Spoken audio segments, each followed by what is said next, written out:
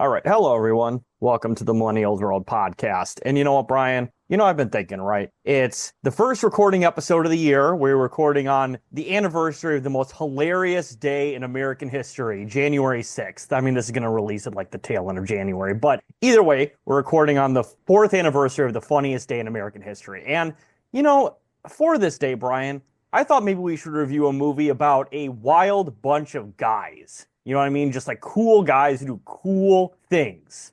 A dude's rock movie. An absolute dude's rock movie. So for this week, I think we should begin our little mini series of Sam Peckinpah movies with the classic revisionist Western, The Wild Bunch. But before we get into our review this week, Brian, let's bring back our segment, Cringe Generational Cringe Millennium Woman of the Week. Week.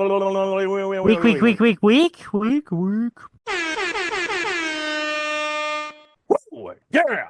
All right, and Brian, you just sent me just a quick message before we started recording here about a particularly cringe segment, and I'm very excited to hear it.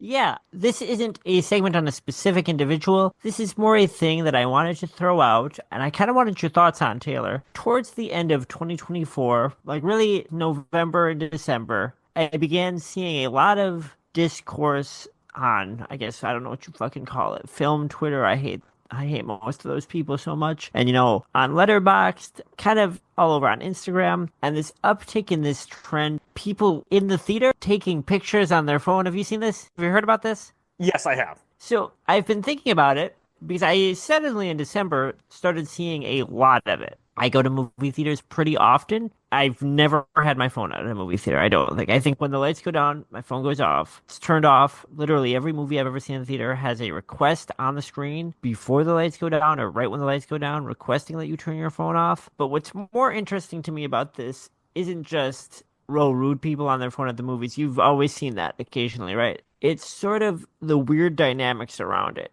Seems to be mostly Zoomers, but I'm not sure if it's entirely them. Sometimes it sort of seems tied to stan culture, I know a big instigator in this was a lot of Ariana Grande fans taking pictures of the screen or videos of the screen even at screenings of Wicked and posting them. But then I'll see things that don't seem to be Zoomers. They seem to be millennials. And it doesn't seem to be a stan thing. It just seems to be at the movie, I'd better post on social media. Or, and again, this is insane to me, taking videos of the screen as it plays and posting it, a film that's in theaters on your social media. I have been wondering about this because, again, to me, it's extremely unbecoming, but it's also just weird. And to me, it seems objectively antisocial. But there's a lot of arguing about it. There's an insane, to me, amount of people who do not seem to understand the issue, no matter how hard it is articulated to them. They are certain they're like, I paid for my ticket. Part of what I paid for is the right and the ability to have my phone out, to have this bright light showing, to take pictures of this copyrighted material, take videos of it and post it. I don't really care about piracy. That's not so much my axe to grind with this. I've been wondering a lot, is it a post-COVID development? Is it people whose formative years were like, I don't know, did people miss a chunk of time where they should have learned about movie-going etiquette due to that 1 year of COVID lockdown? I don't know. I really, truly cannot wrap my head around it, and I am not someone that is usually confused by the actions of, Zoomers, and I don't think I'll be that confused by most of the things Gen Alpha do. It's all the same shit. It's all cyclical. The slang makes sense to me. Most of the music they listen to makes sense to me, even if I don't like it. I don't experience that old guy, everything's crazy now thing. This to me makes me feel crazy. Sometimes it seems like it's stan culture stuff, and that makes a little more sense. But oftentimes it just seems like this insane need to post that you're at the theater in the most obtrusive way possible. And I'm curious if you've experienced this in theaters yourself, if you have any thoughts about this, if you've ever seen anything particularly egregious regarding it, because I can't wrap my head around it, and it truly makes me feel like an old millennial. So, at least in my experience, the only time I'll ever look on my phone is just to know what time it is, to be honest with you. Just be like, oh, the movie is, I just want to see how long the fucking movie has been going on. But which is a little different. Than that, yeah, but I never pull out my phone and take pictures of it, or, I'll post hey, some guy in the audience is bald and he's cringe or something, or take a picture of the screen, being oh yeah, slay queen on the screen or whatever. I'll never do that. I mean, I've never had instances of people taking pictures in the theater, but I've had instances, obviously, of people being annoying and stupid in the theater. So Yeah, I know in Portland it's a little bit different. I know the movie-going culture there is a little bit more of a culture there than it is back in Wisconsin because, like, yeah, nobody goes to the yeah. fucking movies here, like, at all. Like, I went to a movie recently. I know it was kind of late in the showing, but I went to go see the new Gladiator movie, right? And it was on a Sunday night. I know that's a little late, but literally it was me, my date, and like four other people in the theater that could probably hold 100 people. Like nobody's That's going to the the best movies here though. anymore. I mean, I agree with that to a certain extent, but it's like you don't get the people who are like, just screaming over like somebody dying and be like, "Don't go in there" during a horror movie or whatever. Like you don't get any of that shit here Yeah, for the most the part. communal aspect. The closest I got to that here was when Maxine came out, and there were just these, for lack of a better word, just these four blonde teenage bimbos coming in and just talking and being annoying throughout like the first like third of the movie. And then I think they realized what the movie actually was and they left. And I'm like, Oh. I knew they wouldn't stay for the whole Yeah, fucking movie. because I knew what they wouldn't. what did you think it was? Well, and even that, like, And right? by the way, I Obvious. was the fifth blonde bimbo there. Even though I am a man, I I was am a gonna blonde say, bimbo. well, even that, obviously, there's always been people who don't belong at certain, I'm sorry, there's some, maybe you don't belong at this movie. It's not a movie for you. There's always been people that talk or just are on their phones. Like, obviously, that's a well-worn trope. This new thing, it's specifically tied to social media, and I see people defending it in a way I don't recall ever seeing people defending people talking in the movie. You never saw that in the discourse, in the film discourse, right? Whereas here, the discourse has become actually, I want to celebrate that I'm seeing the movie, and so I need to have my phone out during it and take a video of it and Yeah. have the light on my phone. It's so strange to me. The fact you paid $13 or went on a discount day, you have $13 to your name. That's bragging.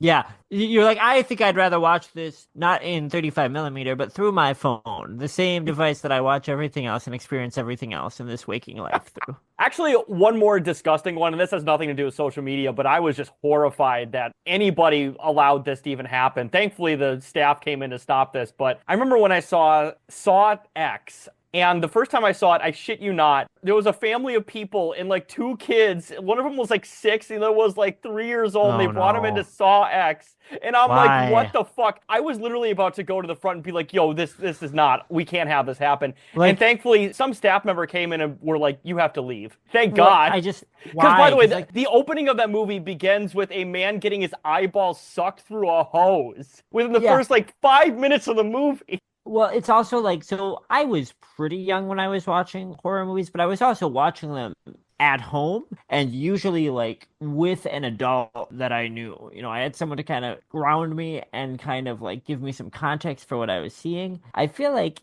this maybe is selfish. I feel like bringing a very small child to a very violent horror action film, a film that is clearly not intended to them, it almost is like disrespectful to the rest of the patrons because it's kind of like me as a non-parent, like, and you probably felt this way too. I'm uncomfortable here because I don't know if these kids should be seeing this. Like it's now in the back of my head, which is me being nosy. Of course, it's like, oh, I wonder how these kids are doing right now, seeing this awful fucking shit on screen. I mean, even like 8, 9, maybe in context with your parents, if you're a certain type of kid, you can see a Saw movie. 3, I think the oldest one, I would be shocked if they were 8 years old. They looked young. yeah, I would guess like I 5 or 6. Eight yeah. max. 8 max. It was rough. Because I was really about ready to just leave the theater and be like, yo, this cannot happen. We cannot allow this fucking 8-year-old child max to see this violent fucking gross horror movie. Like if you want to do that shit at home, fine, whatever. I can't monitor that. But if you're Yeah, gonna be in yeah. public and do that shit, absolutely not. But like I said, thankfully someone came in, like one of the staff, I think they may have like, because this is one of those theaters where they like deliver food and may have seen Oh, this and like, oh, this can't happen. And whoever that yeah. person was, thank you very much. I appreciate that, you staff member. Good job. Well, it's the reality, I guess, is probably that it's parents that wanted to see this movie and they couldn't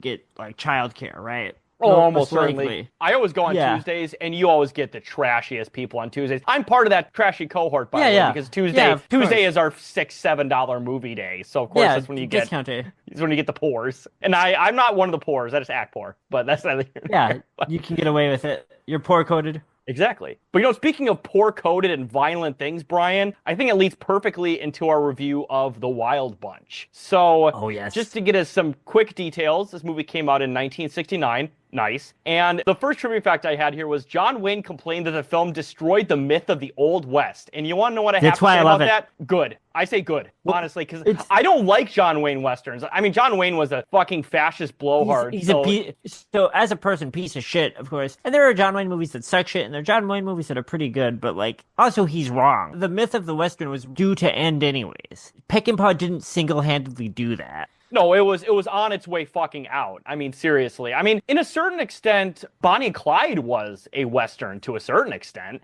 and that movie came out a couple years prior. Well, John Wayne also hated Bonnie and Clyde. You can imagine. I feel like John Wayne hated everything that wasn't white supremacy. Really? I mean, he was a literal white supremacist. He literally described himself as a white supremacist in the 1980s Playboy interview. The whole destroyed the Western thing is really interesting when you talk about this film and about Peckinpah in general, because I would say there are things about this movie that treat its subject matter, not entirely, there's shitty stuff in it, but there's things in this that are very reverent to like the actual reality of what it's talking about. And there is a sort of idea that Peckinpah has about like honor and tradition in this movie. What John Wayne means is that he's upset that it isn't propagating the like right-wing ideology that his films do. Yes, 100%. This is not an idealized mythology of like the rugged frontiersman who's going out to, establish, white colonies. Manifest destiny. Manifest destiny. It's about scumbags committing murder and violence for monetary gain, which to be fair was the Old West and Manifest Destiny, but this movie is at least more honest about it, even if it's maybe a little exaggerated, but it's more honest. Even beyond that, though, it's about like the end of the West, right? It's about like encroaching industrialization. Yes. It's literally about the transition from the pre-industrial frontier age to the modern industrial American system and society. Which, if you're John Wayne, I guess is inconvenient. So in Wild Bunch, it's my favorite Western ever. It can very easily be read, and it can also be completely apolitical, but you could read it as like either a very leftist film or a very right-wing film, and it would make perfect sense in either case, because it's a film about like the loss of a society, right? The end of a society because of modernity.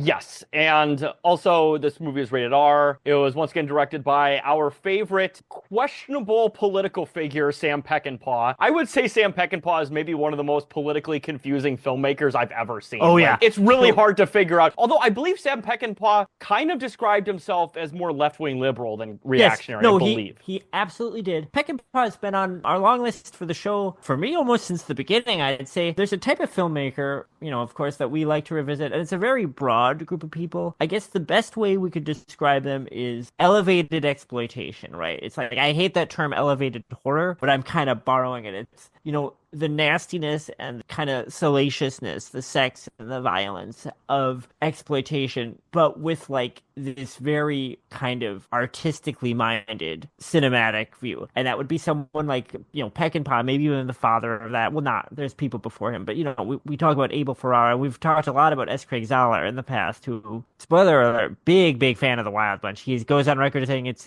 one of his top 3 favorite films, and at various points of his life, his favorite film. As far as Peckinpah's politics, if you want to use that word, it's hard to say. I am going to say The Wild Bunch, he claims, is specifically his response to things that he saw when he was in the Marines. Peckinpah tells a story about seeing another American Marine, I think he was in Korea, like sexually harassing and maybe even preparing to assault a Korean woman. What Peckinpah claims is that he was so enraged by this, he began to walk over to the gentleman and prepare to, he was gonna kill him. He was so mad. This is Peckinpah's own telling. I have no idea how true this is. It's apocryphal. And the guy in this moment was so drunk that as he's kind of manhandling this woman and she's trying to get away and Peckinpah's walking over, the guy starts to pass out. And as he passed out, Peckinpah just kicked him in the side and walked over. And he says he saw things like that all the time in the Marines. And he came back with a completely different viewpoint of America and of militarization and things. He claims that experience was what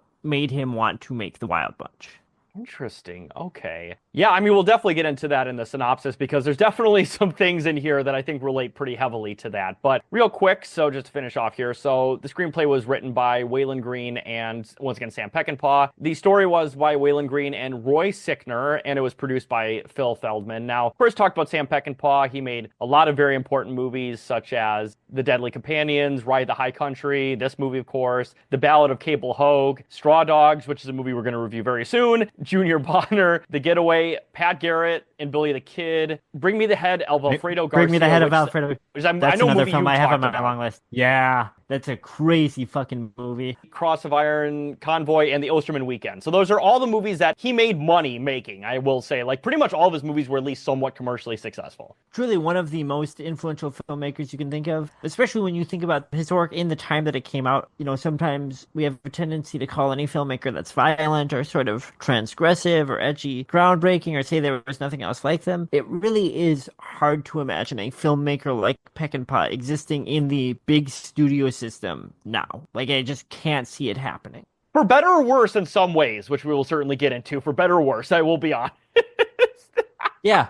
Mainly because Sam Peckinpah seemed like a fucking psycho on set. Like an absolute piece of shit in Psycho on set. Yep. Very perfectionistic, for sure. And then mentioned Waylon Green. So he is a documentary filmmaker and screenwriter for television and movies. And he's most well known for being involved in such films and TV shows as, of course, this film, War Games, RoboCop 2, the Disney movie Dinosaurs, Law and Order, SVU, and NYPD Blue. So needless to say, he's had quite a successful career. And Roy Sickner, who was an actor, screenwriter, and stuntman. And he was mostly a stuntman and actor, but he did actually help write the story for this film. And this film was actually adapted from a story thought up by him, which is pretty cool. Because we'll certainly get into the story here, but even though this is a Western, obviously, this is a revisionist Western, and this is like a very like modern story for a Western, which I really like a lot. It's like, there's a lot of betrayal. There's like, obviously, like aggressive violence and, you know, the idea of like the basic lawful good and like the, I don't know if neutral evil is quite the right word for the Wild Bunch. I'm not sure if quite the right word, but it's like, it's very complex. These characters are all very complex.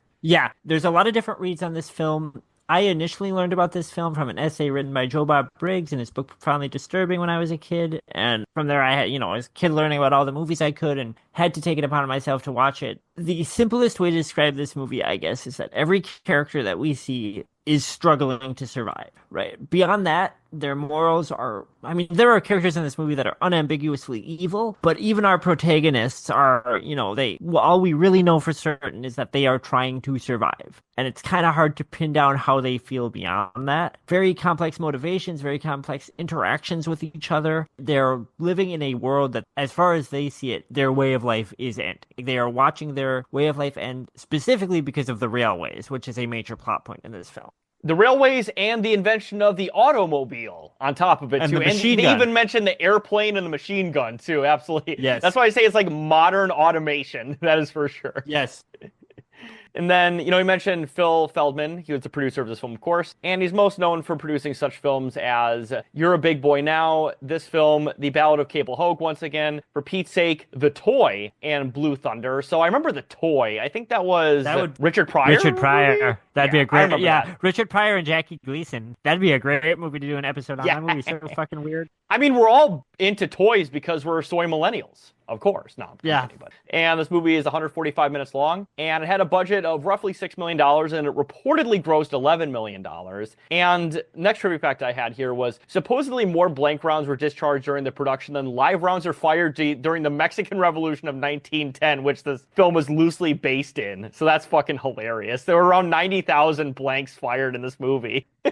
And they're great. All the squibs and the blanks are great. The squibs are insane. This movie literally exists, and I think Peckinpah has all but said it. This is a response to Bonnie and Clyde, which, of course, listeners will know that quite some time ago we did an episode on. Very important in New Hollywood because of its portrayals of pretty graphic violence in a mainstream studio film. Peckinpah saw Bonnie and Clyde, saw the graphic gun violence in there, and saw kind of complex anti-authoritarian characterization and the moral ambiguity. I really truly think he saw that and thought, oh, we can do this now. And then he went crazy with the Wild Bunch. Oh, absolutely, yeah. And of course, Sam Peckinpah, even though you were a piece of shit during the production, we do appreciate the effort. That is for sure. I think it was absolutely worth it. Real quick, too, on Rotten Tomatoes, it has a 91% critic score and a 90% audience score. And according to the editor of this film, the original release print contains 3,643 editorial cuts, more than any other Technicolor film ever processed. So another insane statistic there. Like, the amount of work that was put in this film is truly spectacular, especially for the age. for sure.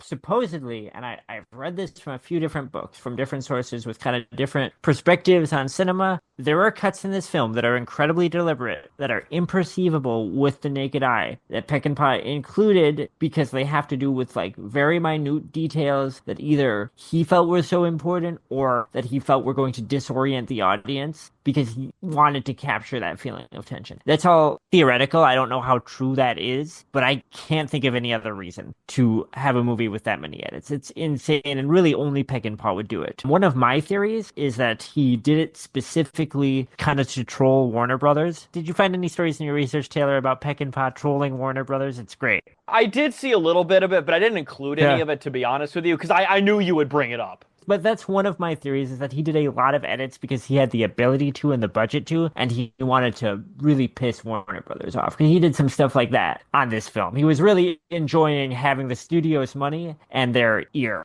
I mean, who thought that Sam Peckinpah would predict having to troll Zaslav? I'm kidding. We're not going to get into modern day Warner Brothers. But let's get into the synopsis here real quick. So, in 1913 Texas, Pike Bishop, played by William Holden, the leader of a gang of aging outlaws, seeks to retire after a final robbery of silver from a railroad payroll office. Corrupt railroad agent Pat Harrigan, played by Albert Decker, has hired a posse of bounty hunters led by Pike's former partner Deke Thornton, played by Robert Ryan. Now, before we get into this a little bit more, I was reading about Robert Ryan, and he seemed like a fascinating figure in his personal life. He was like almost kind of like a Tom Laughlin-based lib, which I find very interesting. Okay. I think he actually even helped start a school, which is interesting as well. And I read too that he was, I don't know, maybe original is quite the right word, but he was a very prominent white actor who helped elevate some famous black performers, such as, I'm reading here, a guy named Bill Cosby. Interesting. Oh, no. Did he ever do anything else? I don't remember hearing that name ever. Interesting. I don't know. I'm not familiar with this guy. Let's move on. Yeah, let's move on. Who ambush and kill more than half of Bishop's gang in a bloody shootout, which also kills many innocent bystanders as Pike uses a serendipitous temperance union parade to shield their getaway. This is, by the way, an incredible opening scene. I don't mean to stop you already in the synopsis, but yeah, this scene is so good because it sets up how morally confused this world is. At this scene, we don't know who the heroes are and we don't know who the villains are. If you were seeing this movie cold for the first time, you could easily think that the mercenaries who are after the bandits are the heroes we're going to end up following. And then you see, this one guy getting kind of sadistic. You very quickly get established the time we're in, that it's this transitional time between the Old West and the New West with the temperance movement, not just because there's a temperance movement happening there, but because the temperance movement are all kind of lackadaisical. They're only half listening to their sermon. They will not commit to giving up drink. When the Reverend requests that they do, they kind of trail off at that point. Everyone is bad in this scene. Right off, that's the first thing we're dropped into this world. Everybody is very self-interested and desperate. Well, and that's the thing, is that even though that is true, I like how it starts off with Pike walking an old woman across the street. So there's that veneer of kindness. Yeah. Well, and that's one of the things that people argue with about this film is the titular Wild Bunch. They do have a sense of morals, right? They're probably psychopaths, but they have a sense of duty or honor or honesty. They have honor among thieves, basically. Yeah, and a sense of I guess at least trying to maintain some sort of respectability that our mercenaries that we're introduced to, who are lying in wait for Pike and his gang, do not have, who are just absolute degenerates. I've heard arguments that Pike and the bunch are unreliable narrators, and we're specifically seeing this through this perspective. I've also seen interpretations that people watch this movie and they love Pike. They think he's a heroic, aspirational figure in the context of the film. Lots of different reads on this fucking movie. Well, and that's the thing, though, Brian. Obviously, of course, Pike and the Wild Bunch have their code of honor, right? And it kind of reminds me of nowadays when, old timers are man, these fucking gangsters nowadays, they don't have any honor. They don't have, they weren't the mob they had a code. They're not like the Hells Angels. Yeah. Yeah. the nicest guys in the world, the Hells Angels. Yeah. Pike rides off with the only survivors. His close friend Dutch Angstrom, played by Ernest Borgnine. Now, of course, millennials will know Ernest Borgnine as Mermaid Man from SpongeBob. Of course, this is his most famous role to millennials easily. But Amazing. He's fucking fantastic in this movie. He's, I would say, actually my favorite character, to be honest with you, because he's just, he has it's weird. He has this almost kind of warmth to his face, but he also has that soullessness to him at the same time. It's interesting. Borgnine is great in this because I'm probably going to come back to it throughout this interview. So the Wild Bunch are pretty inarguably to some degree psychopaths. They're purely existing for self-preservation, but there's sort of like something in like they have an internal moral compass, and Borgnine's character is that. Like he is the emotional and the moral core of the gang. Obviously, he is kind of Pike's right-hand man. He gives him support and he helps stabilize the crew and keep them in line. But he also is sort of throughout, and we see this even in this early scene, kind of the person who holds Pike to task, at least for their own internal morals. Very, very good, very interesting character. And the thing is, Ernest Borgnine, when you see him, he's kind of a goofy looking guy. The performance he gives in here is, like you said, it can be very cold. There's a real warmth to it. Several times throughout the film, he does this laugh. He has this little characteristic giggle that is really endearing. Yeah, probably my favorite character in the film. Yes, I would agree with that too. And some of the other characters are Lyle and Tector Gorch, who are brothers, played by Warren Oates and Ben Johnson. The inexperienced Angel, played by Jamie Sanchez. Now, real quick too, Jamie Sanchez is the only member of the Wild Bunch still alive to this day in real life, which I think is really cool. So, fun fact of the day. Everybody else died like decades ago, but Angel's still alive. I mean, he's obviously the youngest, but still. Yeah, that makes sense because he's specifically in the film much younger than everyone else. Yes, and a fifth man blinded and mortally wounded by buckshot who Pike mercy kills. Now, once again, talk about obviously the morals, right? Like that kind of thing wouldn't even be common nowadays. It would just be like, well, we don't have time to stop for you, so I guess you're just going to bleed out here. But he does a nice thing and he kills a guy who's clearly in misery. So good for him. Yeah, because I guess that in the most literal read, it's because they're a gang, right? The only people they have to depend on are each other, even if it's only out of self-preservation. So they say that. Yes, and it's Pike's duty because he's the leader of the gang to do those things and to make those decisions. Yes, 100%. The loot from the robbery turns out to be worthless steel washers played by Harrigan. Needing money, they head for Mexico accompanied by the cantankerous Freddie Sykes, played by Edmund O'Brien, and cross the Rio Grande to the rural village where Angel was born. The village elder warns them about General Mapache, played by Emilio Fernandez. Now, Emilio Fernandez, El once again, we have to Guapo! stop here. Yes, and on top of it too, he directed a movie that won a Palme d'Or in real life. And he was minorly involved in the Mexican Revolution as a child. Like, genuinely a fascinating figure in real life. One of the most interesting figures ever portrayed. Or I should say, one of the most interesting people I've never heard of being in a movie. Like, this guy was a fascinating figure in real life. And of course, he was El Guapo in The Three Amigos, kind of reprising this role in some ways. Yes. He is a vicious officer in the Mexican Federal Army who has been stealing food and animals from local villages to support his campaign against the forces of Pancho Villa. Now, that's the thing, though, is that this movie isn't obviously completely based around the Mexican Revolution, which is a very interesting time and period that, of course, Americans generally don't know about. It killed, like, millions of people and it lasted, like, a decade. And Pancho Villa and, God, who are some other ones? I'm trying to think of some Mexican revolutionary figures at the moment, but I can't remember. But either way, like, some that are in, like, American folklore to this day were like actual real people in the Mexican Revolution, which is kind of interesting. So like I said, Pancho Villa is another very famous example of them. And also the American government, American military were involved in suppressing the Mexican Revolution, which was ultimately unsuccessful. Would you believe that, Brian? No. Would you believe that America got involved in Mexican affairs? Would you believe that? One of the things I think that's no shit. How could we? One of the things I think this film does a pretty good job of capturing that we in America don't think of when we think of revolutions. We often think of them as linear things. So-and-so political party, so-and-so interest has a revolution and takes over and overthrows such a power. When in reality, political revolutions are usually pretty complicated, pretty non-linear, and they involve a lot of different actors with overlapping and conflicting interests. And I would say that The Wild Bunch captures that very well. Even though the Mexican Revolution is more a setting than the actual plot of the movie, of course, their interactions with revolutionary figures and in villages in Mexico in the time of the revolution kind of show it as a very chaotic moment with, again, lots of actors kind of corresponding and acting against each other with kind of unclear motives. Yes, very much so. Pike's gang asks the general for work at his headquarters in the town of Agua Verde. Angel spots his former lover Teresa, played by Sonia Armilio, in Mapache's arms and shoots her dead. And by the way, I know a little bit of Spanish, just like 20 words or whatever, but I could understand enough of what was going on. And then at the end, he's like, puta, and then shoots her. I'm like, that's perfect. That's Yeah, hilarious like because pooch, of course, means basically bitch or whore in yeah. Spanish. So that was And this awesome. is where we have to say it. So I am someone who will, for the most part, defend Peckinpah's politics in the same way I will defend things about Abel Ferrara and potentially even as Craig Zahler's politics, at least in the context of the films they've made. Peckinpah's attitudes towards women were questionable, and I think this is the best point to point out. Every woman in this film is a prostitute. Yep, I am literally being every single one. extremely literal when I say this. There is Except for the something. old woman at the beginning and some of the temperance people, they're all prostitutes. And Yeah. they might even So be prostitutes, to be honest there's with you. prostitutes, there's old Christian old ladies, and there's little small children. Yes, literally children and the Madonna horror complex. One of the things with Angel's former lover, his woman, as he calls her, is that Peckinpah does make a point to say this. She's in the same conditions as all of our other characters. Every character in this movie is struggling to survive, and they ultimately have to do what they can to survive.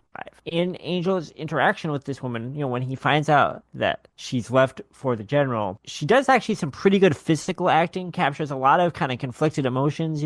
She's annoyed to see Angel. She didn't expect to see him. She feels a little bad. She doesn't seem happy that he's hurt, at least initially. But Peckinpah does make a point to say, although he has a Madonna horror complex, there's no way around it. This movie does not pass the Bechdel test. That is the most generous way I can put it. But he does make a point to say that this character who leaves Angel for the general because he's powerful, and it is a way for her to ensure her own survival in this time, that she is playing the same game under the same rules as Pike and the whole gang, which in its own way is somewhat progressive, I think. Yeah, I think I could agree with that to a certain, especially Does that for make like sense? the late 60s. Yeah, no, for sure, totally. I mean, this is a movie that literally came out like less than a year after the Hays Code finally went out of place. So like you have to grade on a little bit of a curve to a certain extent. I don't want to give the impression that I don't think Peckinpah is a misogynist, because I absolutely do. I don't even think he would argue with that if you were to ask him. But I think that there's a little bit of thought in the world that these characters are living in and why she would do this. She is brutally murdered and nobody particularly cares when she is shot. They literally don't care. They sweep her dead body up and they kind of chuckle about it. So, of course, after the scene of wild misogyny we just mentioned, Pike diffuses the situation, and Mapache offers gold to the gang to rob a U.S. Army train so Mapache can resupply his army's dwindling stocks of ammunition and provide samples of American weapons to his German military commander, Commander Moore, played by Fernando Wagner. Now, Fernando Wagner, I don't really want to get too deep into him because I didn't find him to be super interesting, but he was a German-born Mexican actor. So they actually got a German-Mexican actor to play a German military advisor. And that was the thing, too, as a lot of people don't know, is that there was a very specific moment in World War I that involved Mexico and Germany. Brian, are you familiar with the Zimmerman telegram? Yeah. Yes. Wasn't that the impetus for America to get involved in World War I think? Or maybe the I think it justification? was, yeah. Would have been right. I would say that it was the justification. Justification, yes, that is true. It wasn't the actual motivating factor, but it was the thing that they propagated to get involved in the war. Yes, and they're like, man, these fucking Krauts, and it's like, oh, wait, in fact, most white Americans are Krauts. Never mind, we're going to find some justification, and they made us all speak English, so fuck those losers. Yep. They took away our mother tongue, Brian. Our beautiful language, German. In a lot of great Shiza videos, if you... That's a South Park reference, but... Because I am not familiar with what these Shiza... So this point in the film is probably, I would say, I believe that John Wayne found everything about this film detestable. There's a specific moment where Pike says something, Mapache says something, I'm paraphrasing it, but here, he says it would be useful to him to be in contact with Americans who didn't agree with the naivete of the American government. Well, basically to launder guns to him, right? And he's kind of questioning Pike on, if they're affiliated with the military or the government. And Pike says, and again, I'm paraphrasing, he says, we don't agree with our government about much of anything. And I have to assume that to hear like a protagonist in a Western say that to John Wayne was probably pretty inflammatory, and probably to a lot of people. Almost the exact opposite of the hero's sentiment in most popular Westerns up to this point. Yes, and I would say preceding the anti-authoritarian, or I should say anti-authority sentiment of the 70s new Yeah, wave, or the new yeah. Hollywood wave, for sure. Yeah, Pike saying we don't agree, see eye to eye with our government on much of anything, or some equivalent to that, is this film's equivalent to Bonnie Parker saying we rob banks in Bonnie and Clyde. It's like a single line with the character basically looking at the camera and saying like, "Oh, we're breaking the Hays Code." That's what that line means. Yes. Angel gives his share of the gold to Pike in return for sending one crate of rifles and ammunition to a band of peasant rebels opposed to Mapache. The holdup goes And largely as planned until Thornton's posse turns up on the train the gang is robbed and chases them to the Mexican border. The robbers blow up a trestle bridge spanning the Rio Grande as the posse tries to cross, dumping the entire posse in the river, but the exhausted posse continues their pursuit. Now, the trivia fact I had here is this was the last scene to be shot. It was shot over the Rio Nezas, and 5 stuntmen paid around $2,000 each, and 6 cameras were used for this explosion scene, and it was done in one take, which I don't know how you could do it in more than one take because they blew up a fucking insane. bridge Yeah. over a river. But And also, by the way, absolute psycho. absolute psycho. And then on top of it, too, we have to talk about the one negative. And this is something I saw in a lot of the Amazon reviews, so I assume it's true. This is the one time I'm assuming anything in an Amazon review is true. But there was a lot of reports about animal cruelty happening because you see some horses, and I'm assuming the horses probably either horribly injured or died, I'm assuming. Yeah, there is no way that that was faked. There isn't any confirmation of that, but I mean, you see it in the film. That horse probably broke its legs. And at that point, in that point, there wasn't much you could do. It was that horse was basically dead. I mean, that's just the reality. Yeah, exactly. Yeah, exactly. This whole kind of thread with them getting guns from Apache and also getting a crate to Angel's home village in exchange for his share of the gold kind of gets back to the moral ambiguity. Of course, there is like a sort of a financial incentive for Pike to do this. He now gets Angel's share, I guess, in addition to the payment that the whole gang is getting from Apache. But I think about this when I watch it. I don't think Angel's share alone would be enough money to justify Pike taking that kind of risk. No, I don't think so either. Like I think on I think some I think they're level, desperate. I think they're just fucking desperate, to be honest with you, at this point. They're desperate, and I think there is a thing where like Pike obviously he has an internal moral code. Like the gang has their own code within themselves, but they don't really have outside morals. But there is a part of him that's like, I don't want to. Like my read on this is he doesn't want to feel like he's working for Mapache because he doesn't want to be working for anyone, right? So this is a way for him to sort of undercut that. Just like me, I don't want to work for anybody either. Pike, anticipating that Mapache might double-cross him, hides the goods and has his men sell them to Mapache in separate amounts. However, Mapache learns from Teresa's mother that Angel stole some of the weapons and reveals this as Angel and Dutch deliver the last of the weapons. Angel desperately tries to escape, only to be captured and beaten. Mapache lets Dutch go after he states that Angel is a thief who deserves to be punished. And Dutch then tells Pike and the others what happened. Now, I find this one very interesting too, once again, right? Because we talk about Dutch. You see this and it's like, you think he's going to be like, well, you know, he's a kid or whatever, but no, he just sells them out and like he knows Angel is probably going to be tortured and murdered in this situation. Yeah. And there is a brief look, some great physical acting from Borgnine where there's a moment where he's thinking about it and he doesn't seem entirely happy with leaving Angel there, but of course that's what he's going to do. Like what else would he do in that moment?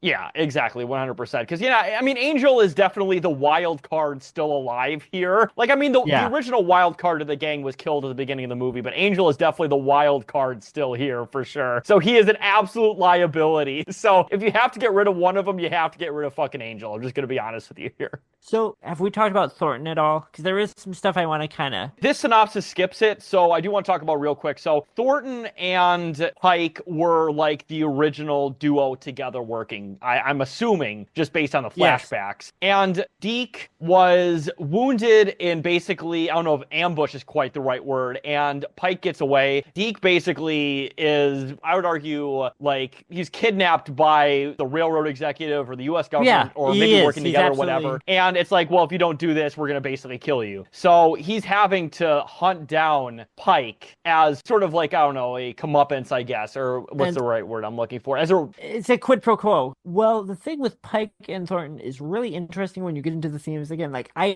feel like there is a very strong kind of weird morality to this story, and Peckinpah is very aware of all the contradictions of that. So, just to clarify, when Thornton is apprehended, it is after a big score that him and Pike pull off. This is revealed in a flashback. Thornton comes to Pike. They're in a brothel. Pike is celebrating. He is drunk with some sex workers who, side note, are real sex workers that Peckinpah hired to spite Warner Brothers because he wanted to tell them that he paid prostitutes to be in their movie, knowing that it would upset the producers of the film. I did read that, which is hilarious. So that's awesome. So in this flashback, Thornton is telling Pike, we have to go. Something is wrong. Pike is feeling no pain. He's drunk. He's having fun. He's with these ladies. And the cops burst down the door. Or the railroad workers. It could be either one. They're pretty lateral in this film. They do shoot Thornton. They apprehend him. Pike, who again did not believe they were coming, escapes. So the whole emotional center of this movie is the relationship between Pike and Thornton, because they are now in a situation where they are both doing purely what they need to do to survive, and they are both carrying the guilt of Pike, the guilt of abandoning Thornton, and Thornton the guilt of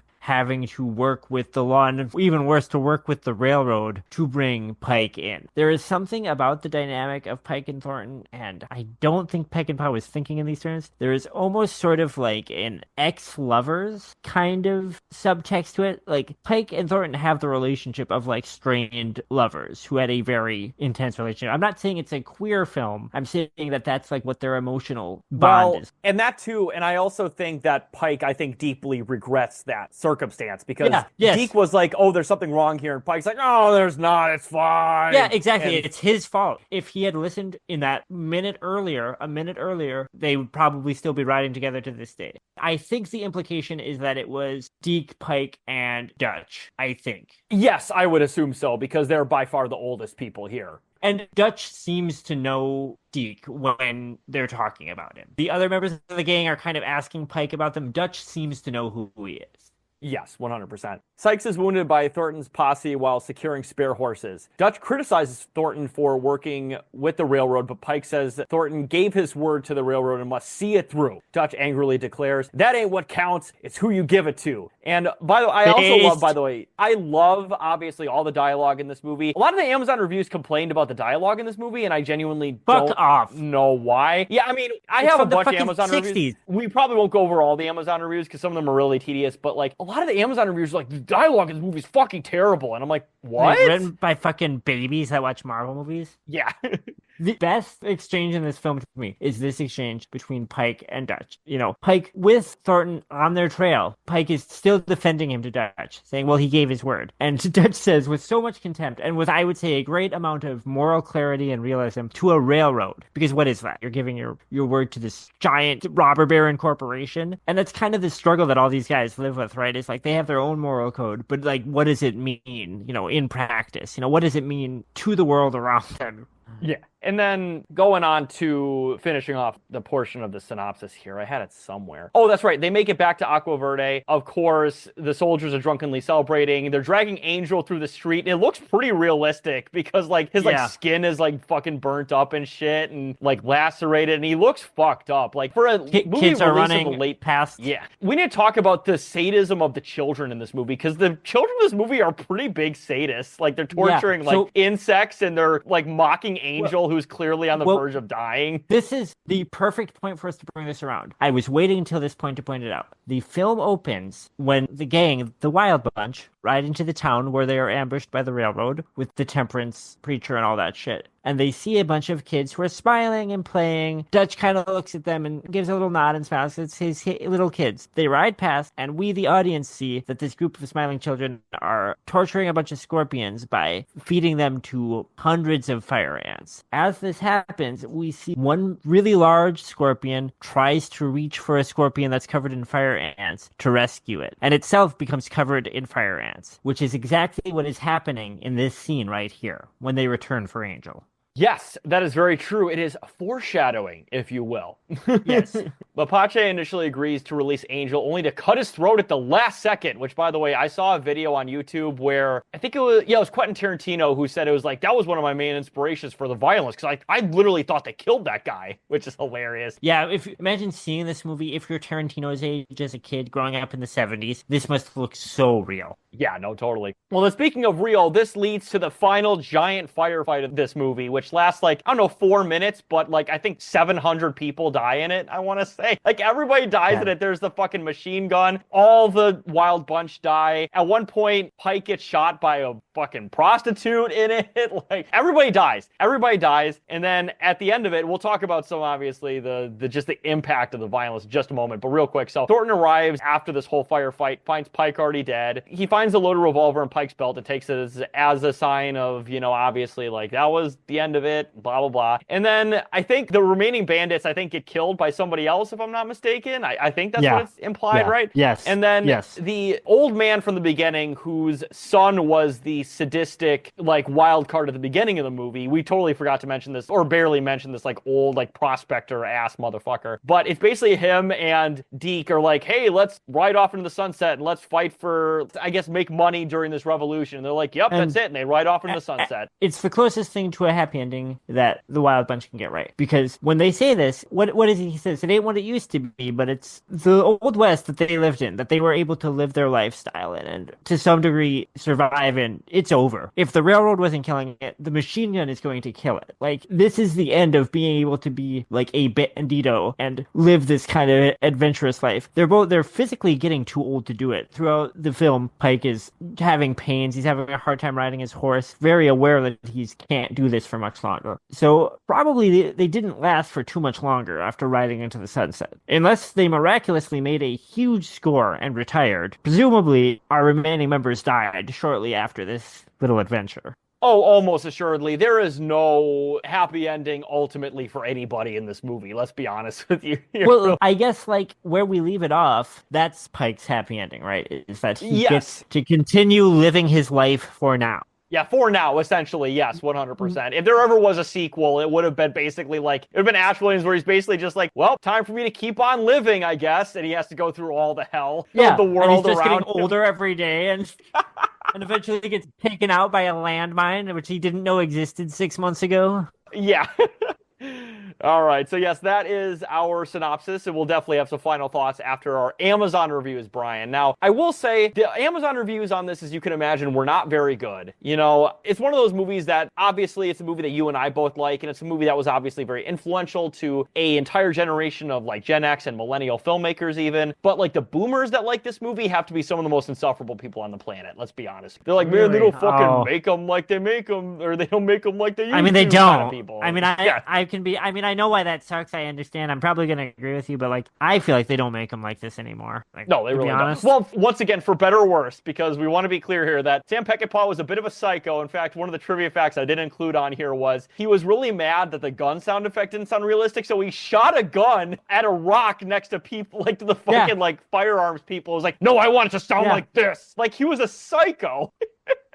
Like nowadays, that was the thing that obviously it wasn't quite this thing because it didn't kill anybody, but that's what fucking happened with Alec Baldwin and that fucking shitty movie. Well, also, Peckinpah was straight up fucking sloppy drunk the entire time he was making this film. Well, also sloppy drunk, and he fired anybody for literally any reason. Like, he was just like, oh yeah, you made one mistake, you're fired. Like, that was the thing. He like fired hundreds of people, I read. There is one guy, one of the two brothers had an altercation with Peckinpah, and Peckinpah ended up not firing him. And it's kind of interesting, and I think shows some insight into whatever weird psycho bullshit was going on in Peckinpah's head. So those brothers, they're wearing fake beards. Pretty noticeable. They're not terrible fake beards, but they are fake beards. And in this scene, the guy was having a hard time keeping his fake beard on, which is like a thing he has no control over, right? It's a costume thing. He's an actor. And Peckinpah is like freaking out at him. He keeps cutting, and he's freaking out at this actor who, again, didn't design the beard. It's not his, he does not in makeup, and eventually the guy rips the fake beard off and goes, then fucking fire me, I'll walk out right now, which nobody talked to Peckinpah like that. And they stood and stared at each other for a moment, and then Peckinpah walked away, and the next day he came up to him and said, I will put you in every movie I ever make, but I need you to wear the fucking beard.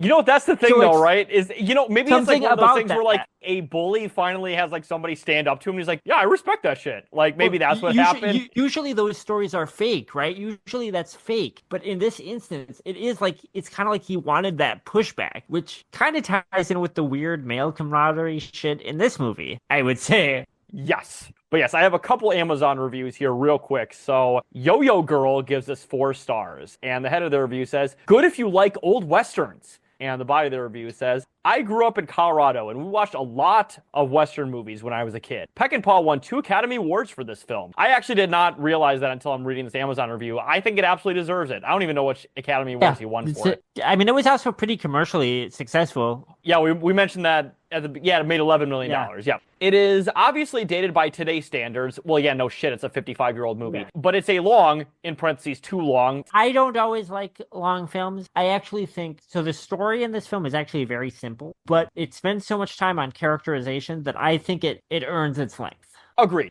I docked it a star because of all the documented animal cruelty, which would keep me from watching it at all, which I think is totally fair. I think that's totally fair. Yeah, I have no response to that. Yeah. However, Peckinpah was in the armed forces, and it is believed that the trauma he incurred there affected him negatively in life. I mean, that's an obvious statement, but, like, also true. In essence, this is a bloody shoot-'em-up film about man's inhumanity to man and animals. If you can get past that, it's a good watch. And you know what? I mostly agree with this review. I think this person is not the dumbest Amazon reviewer. Yeah, I mean, like, it doesn't sound like it's this reviewer's cup of tea, but I actually think as a simple overview of this film, it's not bad. No, for sure. And next review here is from Dennis H., who gives us 3 stars. And the head of the review says, "Nice movie." And the body of the review says, "I streamed the movie because I wanted to see it again." So Cool. perfect 3 stars. Dude, that rocks. Yeah.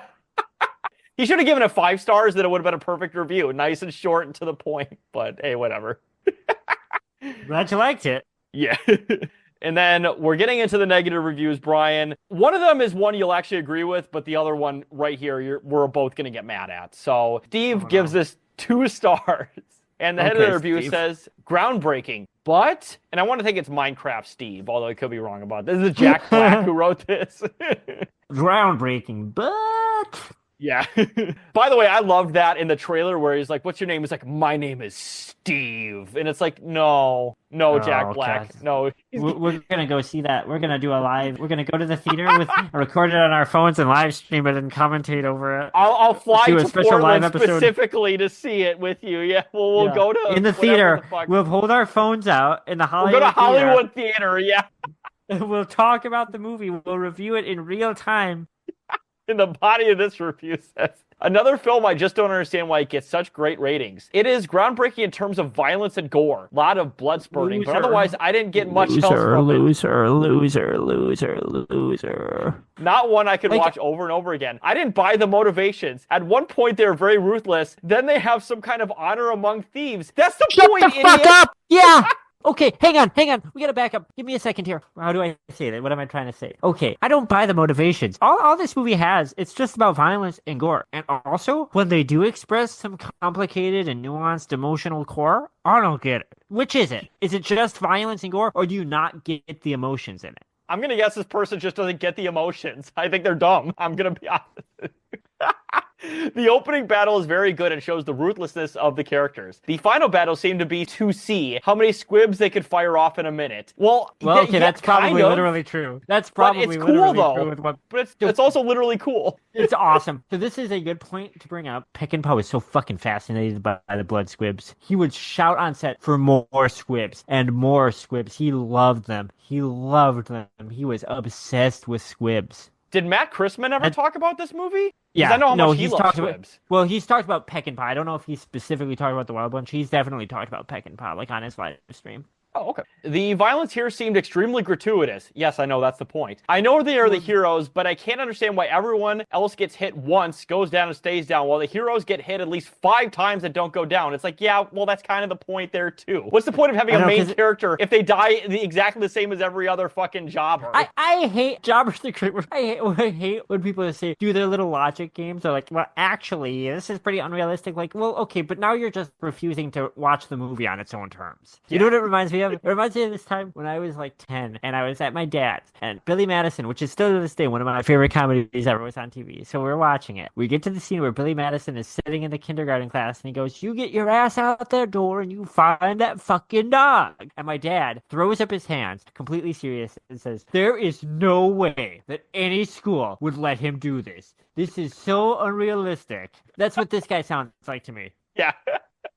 And then the last sentence here is, "The acting I thought wasn't particularly great and the plot was rather slow at times." And then they go over some DVD specs that are boring. But like, also like, the acting is good and the plot is, I guess, slow if you're like, it's slow. used to like, it is Marvel slow, movies. but yeah, once again, yeah, Marvel movies, TikTok brain person who Pixar, they need to watch. I like Pixar movies, but yeah, baby brain, bird brain people. Maybe this person needs to watch this while like fucking Subway Surfers is playing or something. I don't want to say, like, I do think that this movie is kind of slow, but it's like slow for it takes its time. It's kind of like unraveling all of the weaves and cogs going on and turning in these characters' heads, right? Yes, yeah, 100%. This movie is very much about character development. Which this person was not interested in and didn't even seem to understand. No. They were like, well, one minute they're killing people, the next minute they're not killing people. I don't get it. I don't want to get it. Oh, geez. And then our last Amazon review, Brian, is something that I don't think is true anymore, but I can understand this person's vitriol. This is one of the few one-star reviews that I chose because I'm like, oh, this one actually kind of makes sense. So, Johnny Enlow gives this 1 star. I always love when people put their actual name in the review. That's great. Just doxing yourself. And the head of their review says, "Not as advertised." And the body of the review says, "For the 3rd time in 10 years, I purchased another copy of The Wild Bunch. And for the 3rd time in 10 years, I have been utterly disappointed. I don't know what all these other reviews watched in 1969, but what I watched was a much, much wilder bunch with much more gruesome footage at the Old Majestic Theater in downtown Dallas. Someone, apparently do-gooders, had the film cut back to the bland piece of work that you see in this DVD. Someone should sue Warner Brothers for false advertising. I am still looking for the original film and would pay money to see it if it still exists. In the killings in the original film, the body struck by bullets immediately went to slow motion as a stream of blood shot from the bullet hole in the beginning murderous scene. There's only one brief shot of this type, and the rest, at least a couple of dozen, were cut out and are still cut out. Save your money if you think you're getting the original." So you know what? If that's true, if somebody got if the shittiest version of this movie exists and he bought it 3 times, I don't blame him for being pissed. I'd be pissed as fuck too. Did you find the story about that studio cut that was made, the agreement that Peckinpah made with the studio? I have not, no. So the cut that you and I watched, the director's cut, obviously it's now just the standard version that everyone our age sees, right? Peckinpah submits that to the film, and they go, "This is unreleasable.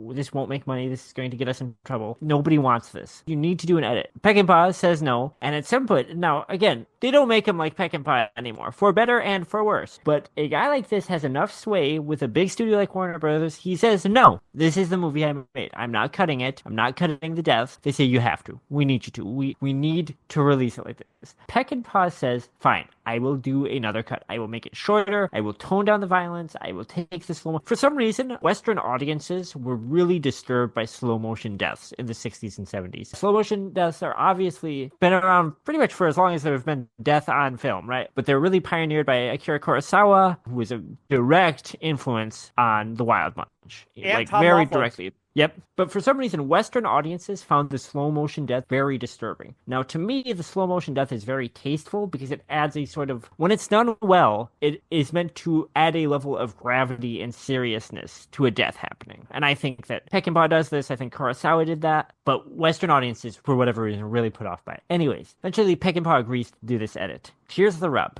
He gets to release his cut of the film in every theater in the country except for one theater. Like a big amphitheater in, I think, Houston. And he said, "We're going to release my cut across the country, and we'll release the edited cut." And Peckinpah's agreement is, fine, if my version is so bad, then it will bomb. And then this one city, it'll do great. And then Warner Brothers will be right, and my career will be ruined. And for whatever reason, which seems crazy to me now, Warner Brothers agrees to this. I can only imagine it's because they were hoping that it would ruin Peckinpah's career. That is not what happened. Everyone saw this fucking movie across the country.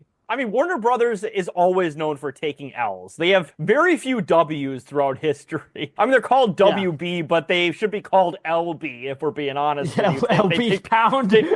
They take so many L's, it's crazy. Like, I mean, Zaslav even existing. I mean, I wish there was a entertainment Luigi. Never mind, we won't get into that right now for Zaslav, because that guy's a fucking someday. evil loser. Like, seriously. Making movies to make tax write-offs out of him, that shit sucks. That's like satanic almost. If there's like Satan that exists, that is like satanic. You know, when people say that capitalism and the free enterprise is good for art and creativity, just like ask them about that. Yeah.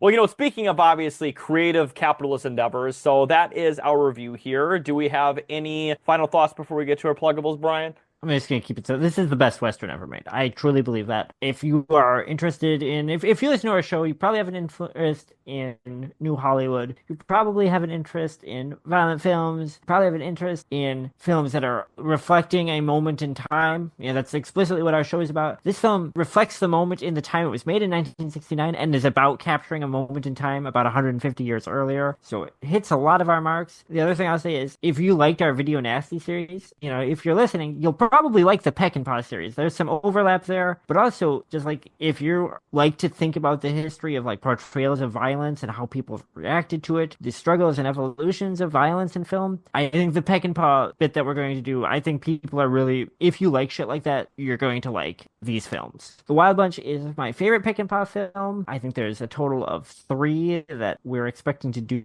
eventually, but I've wanted to talk about this film for a long time. It's almost the quintessential New Hollywood or proto-New Hollywood film to me. Yes, and I'm basically going to, of course, go after everything you said here. Now, I was not as familiar with this film as you were. I mean, I know, Brian, you watched this on Laserdisc from the Wild Bunch Laserdisc you got in Astoria. I wish. I don't have a Laserdisc player. I wish. That is true, though. I wasn't going to say it because it makes me sound like I did when Taylor visited. We went to a really cool physical media shop in Astoria, and they had this on Laserdisc, and I capped it. But yeah, so I liked this movie quite a bit. I was not as familiar with it as you were, obviously. I mean, I knew Peck and Paw existed, and I'd heard the fucking title Wild Bunch a million times, but I'd never seen it. So I watched this 2 times. The first time I liked it, but I remember having to stop it several times because, to be honest with you, I just needed to be able to collect everything because it is a long movie that is very character dependent. But this time, it's textually dense in addition to being long. It is. On the second rewatch, though, I watched it basically the entire way through, obviously pausing to go to the bathroom and stuff like that. But I really got to be able to just feel the characterization and the tenseness and the moral ambiguity to this movie that I can understand, obviously, why this was an incredibly influential film. I don't quite know if I would say this is my favorite Western, neo-Western, revisionist Western I've ever seen, because I include all those, even though they're not all the same thing. But I will say out of the traditional Western, I guess, quote-unquote traditional Western of guys in the Old West who are wearing cowboy outfits or some sort of type of old-timey outfit, I would say this is probably my favorite of that. I'm going to be honest. I like this movie a lot. I think the performances are great. I think the colors in this are vibrant and beautiful. Even the blood and squib colors are fucking phenomenal. This movie is just well made in every single way, in every single capacity. And if you're a fan of Westerns, if you can tolerate a long movie with a lot of characterization that is a literal epic film, then I would recommend this movie to basically any of our audience for sure. Yeah, I think that about says it. I have no notes. Hell yeah. All right. So with all that out of the way, let's get into our pluggables here. So you can follow me at Carlos Chantor on twitter.com. And as well as always, please subscribe to and follow us on both our YouTube and our Spotify channel, where we are uploading every episode simultaneously to both platforms. And as well as always, please donate to the Lucifer and the Father campaign. Of course, our good friends Scott, Sean, and Robert are creating a fantastic series. They have 1 episode out. I'm now, of course, putting it in the YouTube description so all of our audience can see it. But they need more monetary and moral support to finish up the rest of the series. They have a planned total of 9 episodes they want to release. So if you want to donate to it, of course, I'll put it in the episode description. And as always, of course, if you donate to the campaign, just tell us about it. Send us an email,